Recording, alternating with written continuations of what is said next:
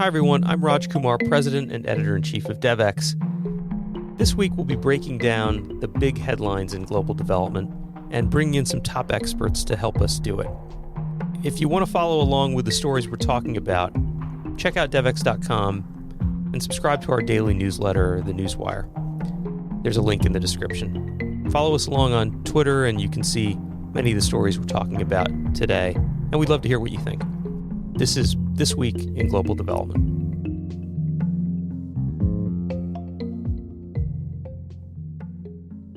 Well, hey everybody, it's Raj Kumar here for another episode of This Week in Global Development. It's great to be with everybody in the global development community following along as we talk about the big headlines of the week here at DevX. I'm joined by my colleague Anna Goel. Hey Anna. Hi Raj, great to be here as always. Yeah, good to have you here. Anna's our managing editor at DevX, and a longtime guest is back with us today once again, and that's George Ingram. Hey George. Morning, Raj. Nice to be here. Yeah, good to be with you too. And everybody knows you, George, but you, of course, are a senior fellow at the Brookings Institution in the Center for Sustainable Development, among the many, many other hats that you have worn and continue to wear across our community. So good to have you here, George.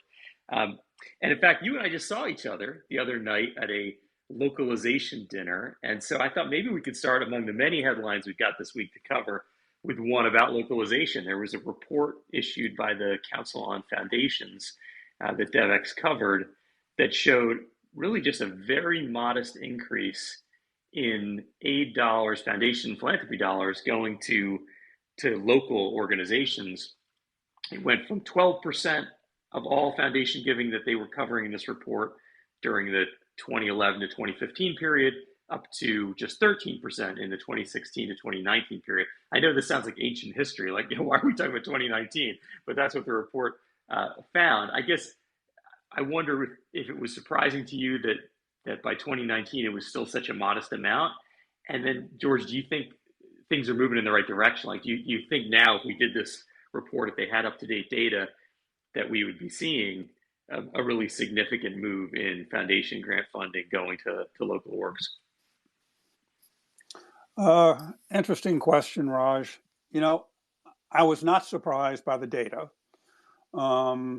If anything, it's a little better than what the official donors are doing. I think the interesting thing, the background to that dinner and that pledge of 15 U.S. foundations to commit to localization is it's really they're signing on to a pledge that the donors made, that a dozen donors made 18 months ago, that was led by USAID and the Norwegians. And the interesting thing, which I will be looking for you to report on, is in the next week or two, those donors get back together to have a stock taking to see how well they're doing. And I will be looking to that, and I will be looking to see what the private donor is doing. I sat next to a woman from a very small foundation, and they've been giving 90% of their funding directly to local organizations for a decade. So I think you really almost have to look at this foundation by foundation and to see what those foundations have learned who've been doing this for quite a while. Yeah, that's a great point. I was actually in Geneva at the big summit when these donors signed on, it was about a year ago now, to this pledge to make localization a core part of what they do. And it's a great example of kind of a foreign policy of USAID, because USAID under Samantha Power obviously has made localization a big focus and kind of went out to the other OECD donors and said, you need to do this too, and convinced many of them to do it. So you're right. It's interesting to kind of take stock of how that has actually gone. And it certainly is something we'll cover. Localization is sort of the story that doesn't end. I mean, everybody is interested in part because, as you say, there's still such a long way to go. We had another story this week that kind of gets into, in a way, some of the challenges of going local. Anna, maybe you could tell everybody about the exclusive that we published about community healthcare workers, in particular in Nigeria. Sure. So it involves a program called the Saving Lives and Livelihoods initiative. It's actually the largest public health partnership between a global philanthropic organization and African institution, in this case, Mastercard Foundation and Africa CDC. It actually totals about $1.5 billion, so we're talking serious money here. But as with any kind of large, sprawling enterprise with multiple actors, both in capitals around the world and on the ground, problems can arise. That's exactly what happened here. You're dealing with several, not just MasterCard Foundation and Africa CDC, you've got a whole bunch of implementers, government agencies. Apparently, something got lost in translation here that resulted in some workers in Nigeria not getting paid. I think the key here to this exclusive by Sara Jerving is that there isn't really like a smoking gun. It's much more of a nuanced picture of a lack of coordination, lack of collaboration. There were no standards of payment agreed to in the beginning. This led to governments recruiting workers without formal contracts, auditors determining they couldn't be paid without those contracts. Some of this has been resolved, but there are still workers who say that they're owed back pay. And so, long story short, I think this is kind of an object lesson in the importance of communication when you have people on the ground and a lot of these actors and stakeholders in a massive endeavor. And I think it also gets to the question of what is fair treatment to community health workers on the ground, which are often the backbone of the health systems across sub Saharan Africa. And should they be offered these more formal long-term employment contracts as opposed to these kind of sporadic short-term health campaigns that we often see on the ground? Yeah, I think it was just Well, last week. Go ahead, George. yeah, let me jump in here because this highlights a bigger problem in our development space, and that is it shows that process is more important than people. The process of not having contracts in place was more important than not wealthy people who needed the income from the work they were doing not getting that pay. And it's the green eye shade people who are important to make sure there's not a lot of corruption, but they too often rule and interfere with having effective development. And the donors, everybody needs to be willing to take a little more risk in order to get the development impact we're looking for. Yeah, it's this culture of risk aversion we've talked about before, right? And in some ways, it comes from the fact that mostly development funding still comes from government agencies, and government agencies are, by nature, stewards of taxpayer dollars, and they've got to be very cautious and careful. But in some ways, we've tied ourselves in knots as a development community, as you're saying. And in this case, the victims of it were community health workers who were doing their job for months and months and not getting paid.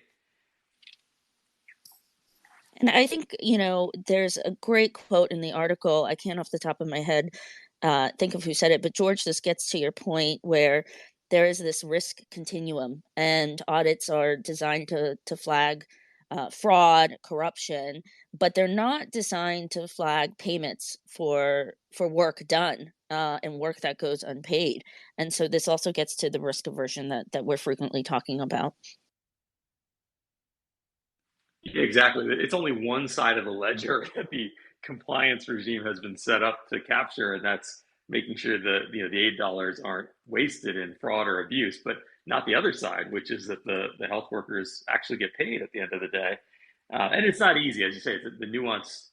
It's a very nuanced story, and you can see how challenging it is, and it does point in many ways to what a lot of people who advocate for community health workers. I was just at the Milken Institute Global Health Summit that was here in DC a week ago. And I was on stage talking about community health workers with a number of leaders and experts in that space, including Atul Gawande at USAID. And really, the consensus is ultimately countries need to have a permanent paid workforce of community health workers. And if you do, you can, largely avoid challenges like this. But the current reality is, funding mostly comes through projects, and people are kind of like irregular workers. They're brought on as needed. They're paid, separately through these individual projects. Sometimes they have different apps on their phone, different reporting requirements for each project. And it's complicated. It's not like a full-time professionalized job in many cases, and it leads to exactly these kinds of challenges. Maybe we can dive into another story this week. There were so many to pick from, but kind of staying on this agenda of process and of localization, kind of how to do development better.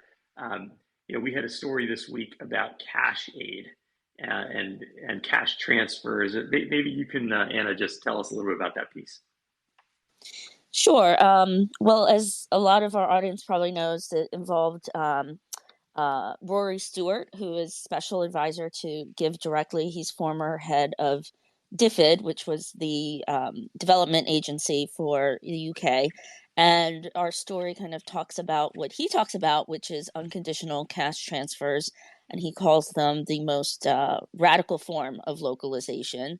But at the same time, he expresses the opinion that many people are scared of them because it threatens their job in essence. Unconditional cash transfers make up a very minute portion of development assistance. It's much higher for humanitarian assistance. And of course, if you give people money, you don't necessarily need to, as he said, assess everything, listen, do studies. You leave it to people. It's a trust-based system. It's could put people out of jobs in development enterprise, because it can be an enterprise. So I think he has some provocative views on the reasoning of why unconditional cash transfers haven't been embraced on the development sphere. They've been more embraced on the humanitarian front. You could always count on Rory to be provocative, which is fantastic. And we had him on stage at our UN General Assembly Summit. And he similarly, at that point, he was still the CEO of Give Directly. Now he's a senior advisor there, but similarly was a real evangelist for the opportunity here. And as the piece says, he believes there's only 3% of development spending is in the form of cash assistance, and it's around 21% of humanitarian spending. He has a particular quote in here that I'd love to get your take on, George. He says that there's strong vested interests against cash, and he quotes, "If you were in the US, for instance, congressmen want to make sure that farmers in Idaho are getting grants to grow maize." He's saying essentially it's the agricultural lobby that is, as one example in the US, pushing against the use of cash transfers. Does that ring true to you as somebody who has worked on the Hill and knows this space very well? Absolutely.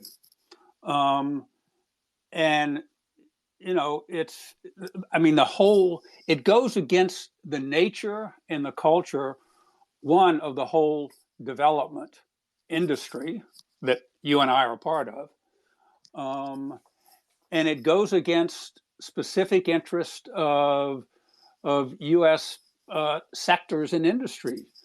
And the evidence that we have is that cash in the hands of poor people who need more income is 80%, pick your figure, well used. And if you believe in localization, what can be more local than getting cash directly in the hands of people? And maybe for a future interview for you, my colleague at Brookings, Homi Karas, is working with some folks to try to put together a global fund on cash transfer as sort of the ultimate goal of how to achieve the SDGs by putting more income into the hands of individuals at scale. Yeah, Rory's got another quote in this piece that I want to run past you, George. He says, NGOs are very excited about the localization agenda because it means money going to their staff. He's saying essentially NGOs are going to have to assess things, write reports, do capacity building. It's maybe a different approach to development than just the traditional global North NGOs getting all the money and doing all the work. But he's still saying localization is essentially part of the problem in a way that in the way it's currently conceived. Is there some truth to that? How do you see it? Well, I think the INGOs are very mixed on the issue of localization. Some of them are strongly behind it. Some of them are not so eager to see it implemented. My problem with the way localization is discussed today is there's no conversation of what is the role of INGOs. And it's sort of put in terms of everything should be done locally without any consideration that we live in a global world. And maybe the best solutions to challenges are some combination of local priorities, implementations, identifying the challenges with pulling in solutions from other countries elsewhere around the world. And I think we need a better balance in how we talk about localization and making it a truly global effort and not just a local effort. Yeah, is it the end goal, or is it just kind of a tool to get us to the end goal of development? And I think sometimes it's seen as sort of the end goal in and of itself. And there's a real danger it just gets taken over by lawyers and accountants who say, okay, we can figure out how to do it. If this is the goal, we can quote unquote localize. We just need to have local boards and local staff. And, we can find ways to check all the right boxes and say we've done it. Whereas I think the real proponents behind this see it more as shifting power and a really fundamental change in the way we conceive development work. And I agree, people are really torn, even within the international NGOs. I talked to lots of international NGO staff who are really torn about the right approach here. Well, I like the way you put it. Is it a tool or the end goal? And the end goal is development impact. And you get to development impact by bringing the best solutions to the challenges. And for me, localization is a very important tool to change the culture of donors and to shift the power to local organizations. But that end goal of the best impact on development may be global collaboration and partnerships.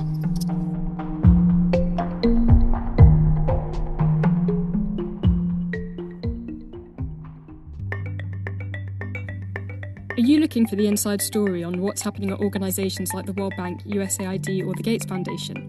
Then you need to be reading DevEx Pro. I'm Jessica Abrahams and I'm the editor of DevEx Pro. Pro is DevEx's premium news subscription where our expert reporters and analysts take you beyond the headlines, deep into the trends and institutions shaping the $200 billion aid industry. As well as all our news, you'll get access to conversations with global development leaders, resources to help you grow in your career, and a subscriber-only newsletter full of insider news and tidbits. See for yourself by getting a free trial today at devex.com/pro.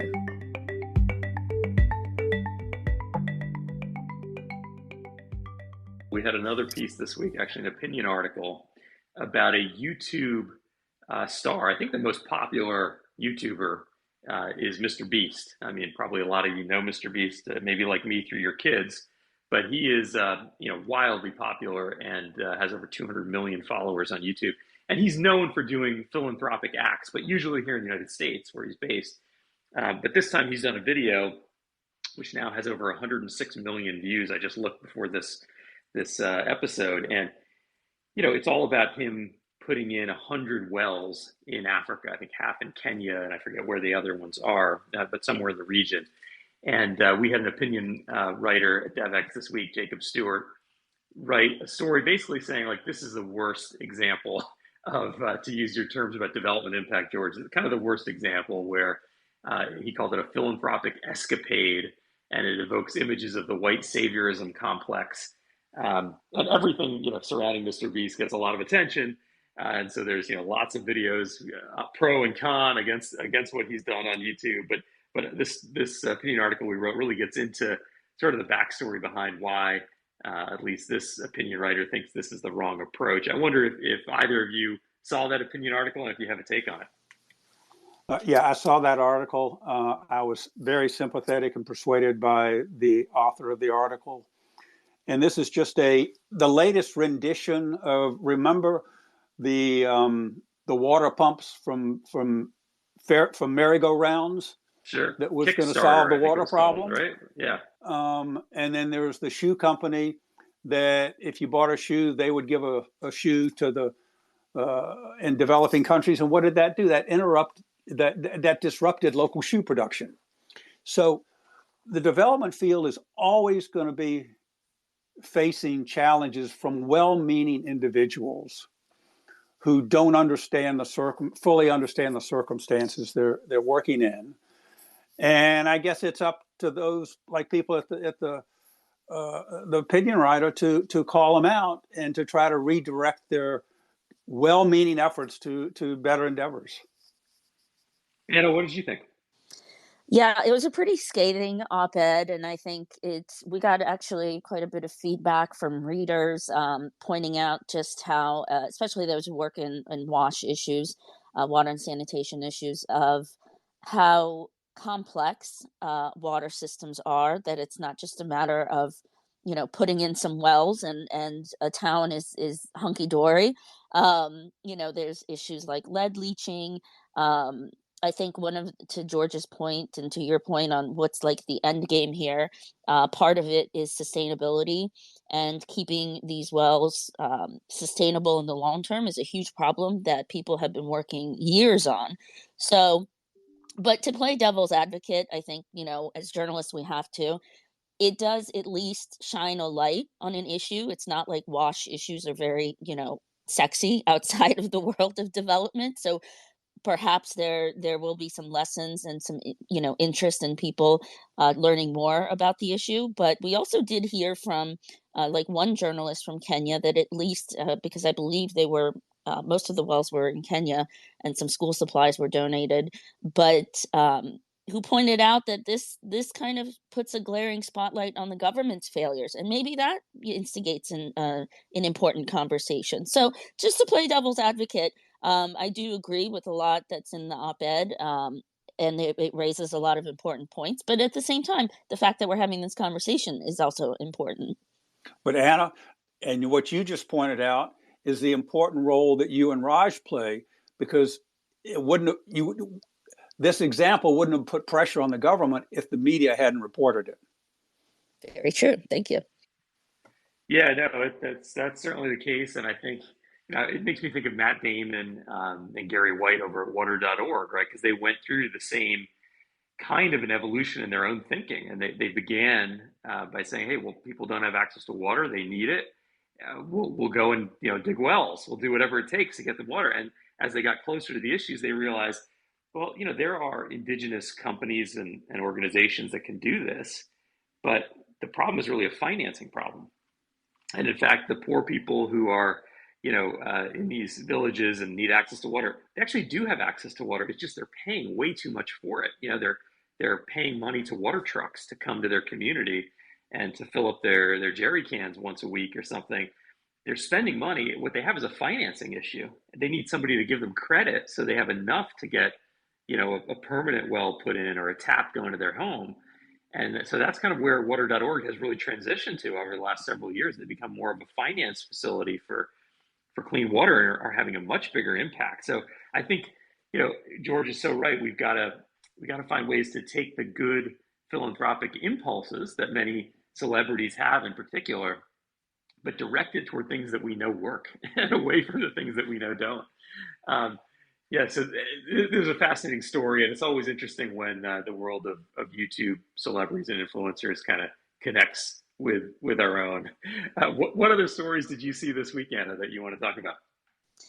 Sure. So there's one. It's a bit wonky, so bear with me, but I think it's a good example of how so much of the technical side of what development deals with has real life implications, as we know. And here, this story touches on the all important issue of inequality, which we know has really exploded, been exploding for years, but especially in the wake of COVID-19. So it talks about the World Bank's Shared Prosperity Indicator, which is actually how the UN measures its Sustainable Development Goal number 10, I believe, that is for reducing inequality by 2030. Now, the indicator, it looks at the extent to which the incomes of the bottom 40% of a country's population is growing alongside GDP. But this obviously doesn't capture huge concentration of wealth at the top and extreme poverty at the bottom. So the World Bank President Ajay Banga is trying to tackle this issue. He's reforming what's known as a corporate scorecard. But experts are worried that it will not go far enough. And as we point out in the article, basically it comes down to if you can't measure something, in an accurate way, you can't deal with it in a substantive way. And so again, it gets into all these kind of wonky details on how exactly to measure inequality. But I highly recommend people take a look at it because, again, it's this real life issue that's exploding and there are numbers behind it. And we have to figure out how to measure it. And first of all, we love wonky. So this is a good thing. We George, love nerding out. We love nerding out. So, George, did you see this piece and what thoughts do you have about it? I saw that. We would never do wonky at Brookings, of course. But what that article points out is that quote is right. Nothing gets done, nothing gets attention if you don't measure it. But there's so many different ways to measure something that it makes a big deal, makes a big difference on how you measure it. And what concerned me about that article is it sounded like the World Bank is going to set whatever target they set at a not very ambitious level. And I was sort of persuaded in the article of why not use the indicator that's well known today, and that is the Gini coefficient, but set it at an ambitious rate. And the important thing there is not the absolute Gini coefficient, but what direction a country is moving. Are they moving in the right direction to reduce inequality? Yeah, it is. A couple of things jumped out to me about it. First of all, on your point, George and Anna, about what you measure gets done. Ajay Banga is trying to make this really big shift in the World Bank culture, because the way this has historically been done at the bank is to say, well, all of these things are important, so we'll just keep adding indicators. And so in a way, like the SDGs, which has 169 indicators, the World Bank scorecard has 153 indicators. And he wants to bring it down to 20. So I think the article kind of takes our readers inside a pretty active debate that's happening inside the bank. And if they get down to 20, the 1 or 2 that they have on inequality are going to really matter. If you think about the Doing Good report, the Doing Business report, that the World Bank long published, that got itself into a lot of controversy, that was really important because the whole world looked at it as a kind of scorecard about how easy it is to do business in each country. And countries were really eager to see themselves higher on that list, to be known globally as a place where it's easy to do business. So it's kind of wonky, it's kind of technical, but it actually played out in a really big political way there. And this might too, because however a country is defined, as highly unequal or as more equal kind of matters to their global image and to global investors. So, this is a very political exercise, not just a technical one. And ultimately what we kind of get a peek into here is this debate happening inside and outside the bank. I mean, you've got some really prominent economists like Joseph Stiglitz and Thomas Piketty and others who are lobbying actively the bank on this issue. And it makes me think a lot about the kind of very common idea of $1 a day poverty, which, that's a random number, but it came because at one point, I guess around 50 years ago or something, the World Bank looked at the around 20 countries in sub-Saharan Africa and looked at those countries' indicator of poverty, what their poverty line was, and said, well, let's just adopt that as the kind of global extreme poverty standard. And since then, it's been adjusted a few times. I think it's now $1.90, or maybe it's even gone up above $2 recently. But the point is, it's arbitrary, it's random, and yet it takes on a life of its own, kind of like the 0.7% target for the amount of aid a country should give as a percentage of their gross national income. So these indicators really matter. And as you say, George, right now there's a debate about where you set that Gini coefficient target. And it might seem random, but wherever you set it, it's going to potentially have a big difference on how ambitious the world is on inequality. And Raj, trying to get the bank to cut down the number of indicators by 90% of what they have is probably one of the most difficult tasks the bank has. The bank, like AID, is spread all over the place and doing many different things. And how do you find 20 indicators that represent what the bank does. It's difficult to do, but it's important because when you have 150 indicators, you don't know what to look at. Your point is those 20 are really going to be important, and they have to be very careful on how they select them. That's right. Well, maybe we can jump into one last piece here. There's a lot of content, as you can tell from this last week, about the Green Climate Fund. Anna, you want to tell us a little bit about that? Sure. So the Green Climate Fund is, as many people might know, it's actually the world's largest climate fund.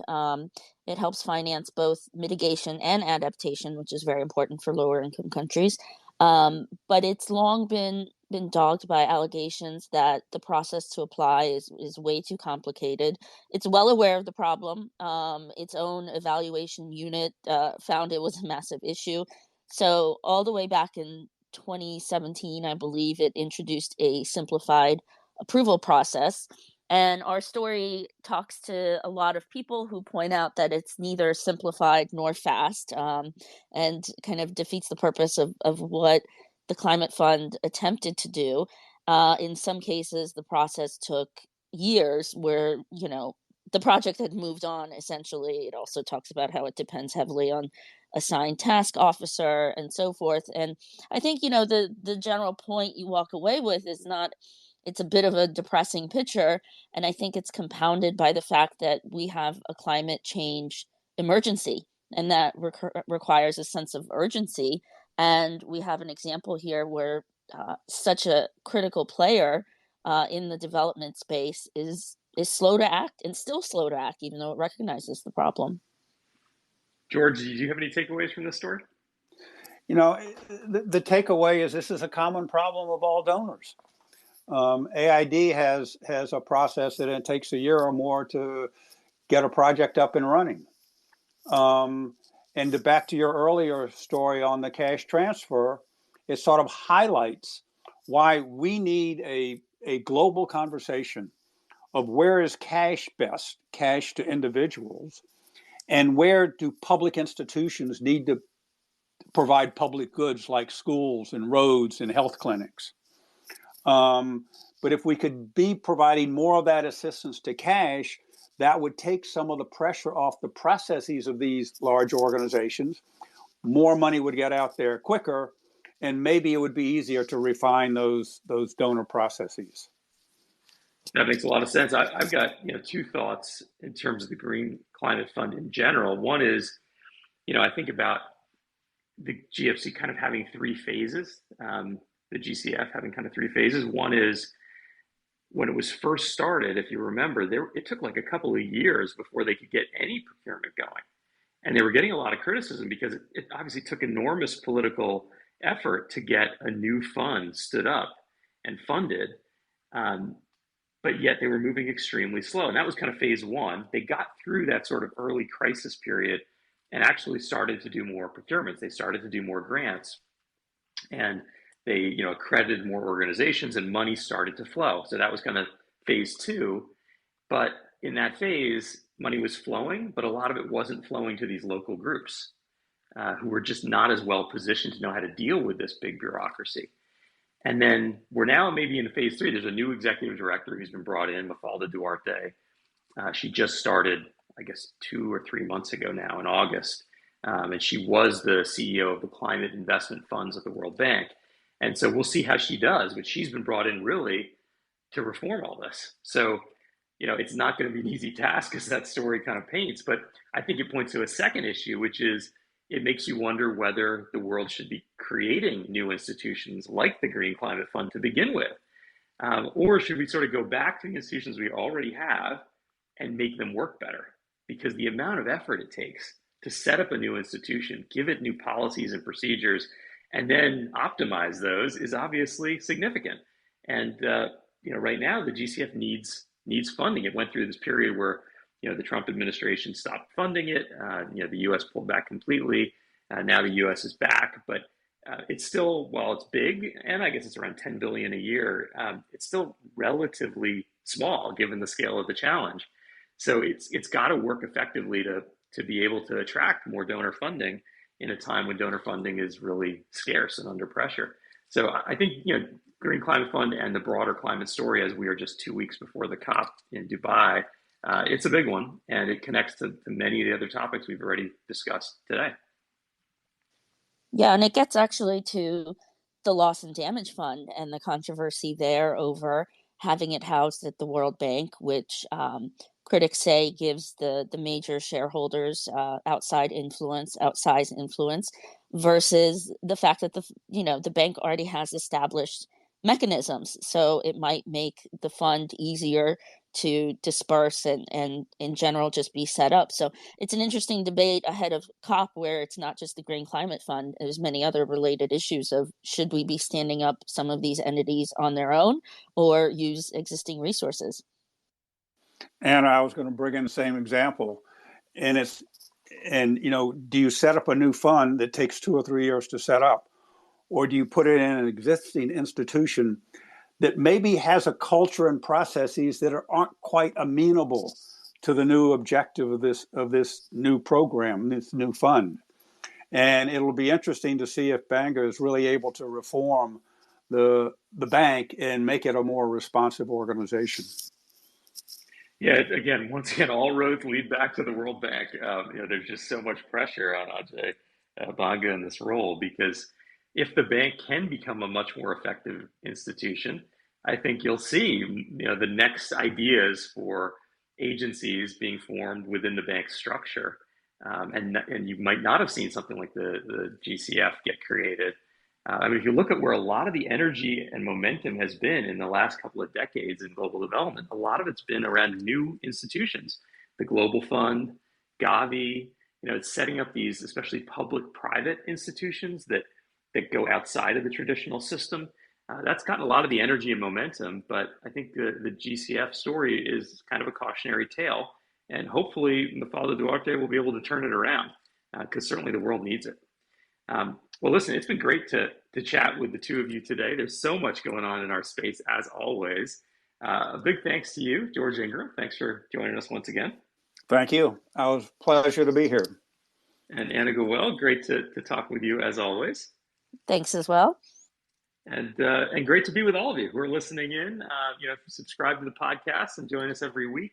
If you are not a subscriber to DevEx Newswire, which is hard to believe at this point, that's our daily free newsletter on all things global development. Please go ahead and subscribe and follow our coverage just coming up in a couple of weeks at the COP28 in Dubai. I will be there, and I look forward to reporting on the ground for all of you. Talk to you all soon. This has been This Week in Global Development. If you enjoyed this episode, don't forget to subscribe using the link in the description. To get even more coverage and analysis on the most pressing development issues of the day, become a DevEx Pro member by going to devex.com/membership and signing up. Thank you for listening, and see you next week.